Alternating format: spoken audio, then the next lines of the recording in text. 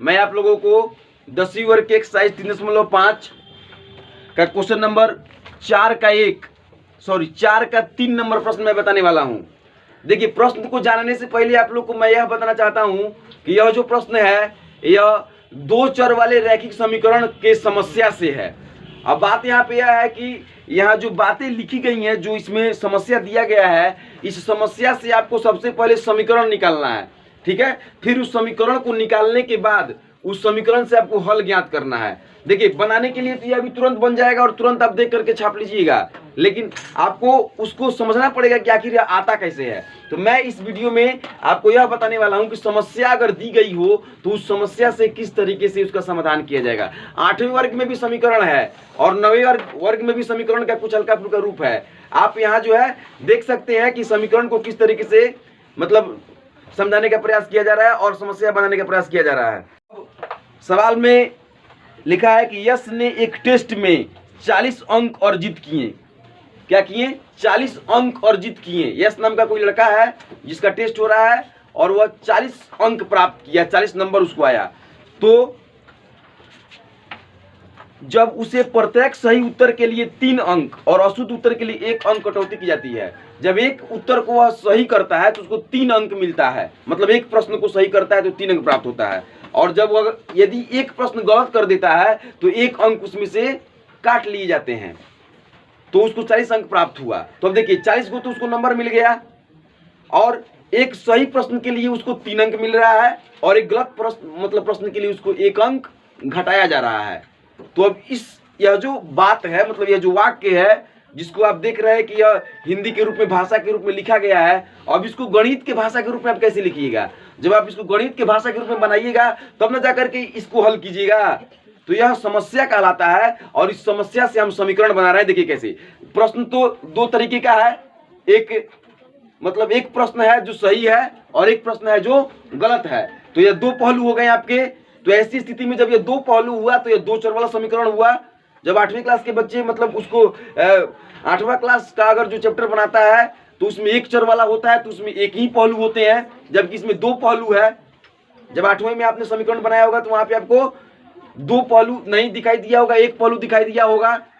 तो यहाँ जो है 2 पहलू है, एक सही प्रश्न और एक गलत प्रश्न। तो जब 2 पहलू है तो आपको आसानी से इसमें 2 पहलू को मान लेना है, लिखना है। माना कि सही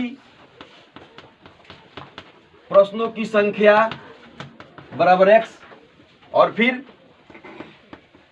गलत प्रश्नों की संख्या बराबर y। अब अकॉर्डिंग टू क्वेश्चन देखिए, जो भाषा का रूप था उसको गणित के रूप में कैसे बदला जा रहा है। 3 अंक, x को प्रश्न जो है सही हुआ और y को प्रश्न जो है गलत हुआ। एक सही प्रश्न पर 3 अंक उसको मिल रहा है। तो 3 गुना x यहां पे हो सकता है 3x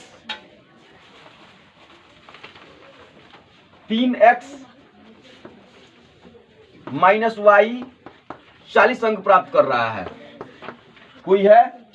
और दूसरा, अब फिर प्रश्न में देखेंगे तो अब प्रश्न में कहा जा रहा है कि यदि सही उत्तर मिले तो 4 अंक मिलेगा और अगर गलत मिले तो 2 अंक मिलेगा। जब ऐसी मतलब अगर स्थिति है तो बच्चे को 50 अंक मिल रहा है। तो अब अकॉर्डिंग टू क्वेश्चन, फिर से पुनः अकॉर्डिंग टू क्वेश्चन, सही अंक पे 4 अंक और गलत पे 2 अंक कटौती की जा रही है। तो 4x माइनस 2y बराबर 50। इस तरीके से यह समीकरण सेकंड हुआ और यहां से मैंने आपको हल करने के लिए बताया है। अब यहां से मैं चाहूंगा कि समीकरण फर्स्ट और सेकंड के माध्यम से आप हल करके देखिए कितना आंसर आ रहा है। उसके बाद मैं फिर से बनाऊंगा तो देखा जाए कैसे क्लियर होता है, ठीक है। अब मैं बना के देखता हूं कि क्या आपने जो बनाया वो सही बनाया कि गलत बनाया। तो देखिए, पहले मैंने आपको विलोपन विधि के तहत बताया था कि सबसे पहले इसमें लिखना पड़ता है कि समीकरण फर्स्ट में 4 से, इसका जिक्र बहुत बार हो चुका है, और सेकंड में 2 से गुना कर घटाने पर, तो इसमें गुना कीजिए 4 से और इसमें 2 से गुना कीजिएगा। 4 3 12x माइनस 4y बराबर 4 चौके 16। यहाँ पे जो है समीकरण सेकंड में 2 नहीं 3 होगा। यहाँ 3 है गुणांक इसका, फिर 4 12x माइनस 4 दूनी 8y 50 15 150। जब हम इसको घटाएंगे बीजगणित के नियमानुसार कोष्ठ के अंदर के निशान परिवर्तित होंगे। मैंने बहुत देरों बार इसका जिक्र किया है। 12 से 12 कट जाएगा, फिर 8 में से 4 घटेगा तो बचेगा आपका 4y, और इधर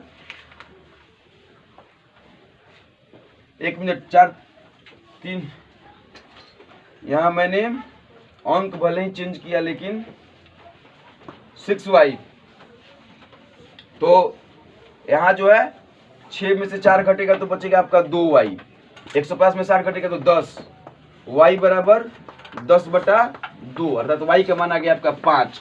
अब y का मान समीकरण फर्स्ट में रखने पर अब लिखेंगे y का मान समीकरण फर्स्ट में रखने पर जब रखिएगा तो 3x माइनस 5 बराबर 40, 3x बराबर 40 प्लस 5, x बराबर 45/3, कटिएगा x बराबर 15, x आ गया 15, अर्थात सही प्रश्नों की संख्या हो गया 15 और गलत प्रश्नों की संख्या हो गया 5। तो अब कुल प्रश्नों की संख्या लिखिए, कुल प्रश्नों की संख्या बराबर सही प्रश्नों की संख्या प्लस गलत प्रश्नों की संख्या। इसको आप लिख लीजिएगा, मेरे बोर्ड में थोड़ी सी जगह की कमी है। सही प्रश्नों की संख्या प्लस गलत प्रश्नों की संख्या, उसके बाद सही प्रश्न 15 और गलत प्रश्न 5, दोनों मिला करके 20 प्रश्न आपका इस आंसर प्राप्त हो गया। 4 के 4 नंबर प्रश्न को देखा जाए, जिसमें है कि एक राजमार्ग 2 स्थान ए बी, मान लीजिए राजमार्ग है, यहाँ पे एक स्थान है ए और दूसरा स्थान है बी। तो यहां से 100 किलोमीटर की दूरी है, मतलब ए से लेकर के बी तक की दूरी कितनी है? 100 किलोमीटर। ठीक है, अब आगे जो है एक कार ए से तथा दूसरी कार बी से, एक कोई कार है जो ए से चल रही है और दूसरी कार बी से है। मैंने आपको इसके पहले वाले प्रश्न में भी बताया था कि 2 पहलू, अब यहाँ भी आपको 2 पहलू दिखाई दिया है। पहला पहलू ए, वो कार जो ए से चल रहा है, और दूसरा कार जो बी से चल रहा है। ठीक है, तो ए से चलने वाली कार की ए से चलने वाली कार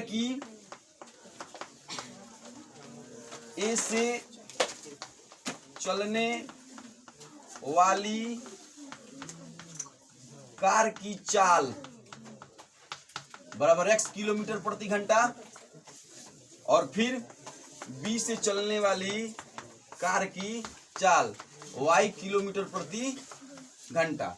ठीक है, अब मानते हैं 1-1 घंटा ए से जो कार चल रही है वह 1 घंटा चलती है, और बी से जो कार चल रही है वह मतलब 1 घंटा चलती है। तो दूरी कितनी प्राप्त होगी अकॉर्डिंग टू क्वेश्चन के हिसाब से? दूरी बराबर सूत्र होता है चाल गुने समय, तो 1 गुने x प्लस 1 गुने y बराबर दूरी प्राप्त हो जाएगा आपको 100 किलोमीटर, अर्थात x प्लस y बराबर 100 किलोमीटर, समीकरण फर्स्ट। ठीक है, यदि ये कारें भिन्न भिन्न चाल से एक ही दिशा में चलती हूँ, एक ही दिशा में, ये तो भिन्न भिन्न यहाँ से इधर ही चल रहा था और यहाँ से इधर आ रहा था, विपरीत दिशा में था, तो इस तरीके से मिल गया। लेकिन अब दोनों कार जो है यहीं से चलना प्रारंभ करे, एक इधर से चले और एक फिर यहीं से भी चले, तो जो है उनको एक दूसरे के मिलने में 5 घंटा समय लगता है, अर्थात समय गुना चाल माइनस समय गुना चाल बराबर दूरी। अब 5 यहां से कॉमन ले लेंगे तो बचेगा x माइनस वाई बराबर 100। अब 5 यहाँ गुना कर रहा है, इधर आकर के भाग करेगा तो हो जाएगा 100/5, अर्थात x माइनस वाई बराबर 20, समीकरण सेकेंड। अब तो आप आसानी से फर्स्ट और सेकंड से x और y का मान निकाल सकते हैं। आप आसानी से x और y का मान निकाल लीजिएगा और निकालने के बाद दोनों कारों की चाल आपका आंसर आ जाएगा। अब 5 नंबर सवाल को देखा जाए, जिसमें है कि आयत का क्षेत्रफल 9 वर्ग इकाई कम हो जाता है यदि उसकी लंबाई 5 इकाई और उसकी चौड़ाई 3 इकाई बढ़ा दी जाए। यदि हम देखिए, इसमें भी आपके दो पहलू हैं। आपको सबसे पहले दो पहलू पहले ज्ञात करना होगा कि दो पहलू क्या है। तो आयत में एक लंबाई होता है और एक चौड़ाई होता है, दो पहलू है। तो सबसे पहले आपको माना कि आयत की लंबाई बराबर x और चौड़ाई बराबर y, तो क्षेत्रफल हो जाएगा लंबाई गुना चौड़ाई x गुना y। अब अकॉर्डिंग टू क्वेश्चन लंबाई गुना चौड़ाई हो जाएगा x गुना y। अब इसका मतलब ये हुआ कि लंबाई में 5 इकाई कम कर दी जाए और चौड़ाई में 3 इकाई बढ़ा दी जाए। लंबाई में 5 इकाई कम कर दी जाए और चौड़ाई में 3 इकाई बढ़ा दी जाए, तो वह प्राप्त हो जाएगा। जो क्षेत्रफल होगा वो 9 वर्ग इकाई कम हो जाएगा। तो जो क्षेत्रफल है उसमें से 9 वर्ग इकाई कम हो जाएगा। इस तरीके से जब आप x में y से गुना कीजिएगा तो xy, फिर x में 3 से गुना कीजिएगा तो 3x, द्विपद गुण मतलब गुना करने के लिए आपको मैंने पहले बताया होगा, उसी रूप में आपको करना पड़ेगा -15, फिर xy -9। अब xy इधर प्लस में, यह xy जब इधर आएगा तो माइनस में हो जाएगा, प्लस 3x माइनस 5y, 15 इधर माइनस में है, इधर जाएगा तो प्लस में हो जाएगा। तो अब बचेगा xy से xy कट जाएगा, 3x माइनस 5y बराबर 15 में से 9 घटेगा तो 6, समीकरण फर्स्ट।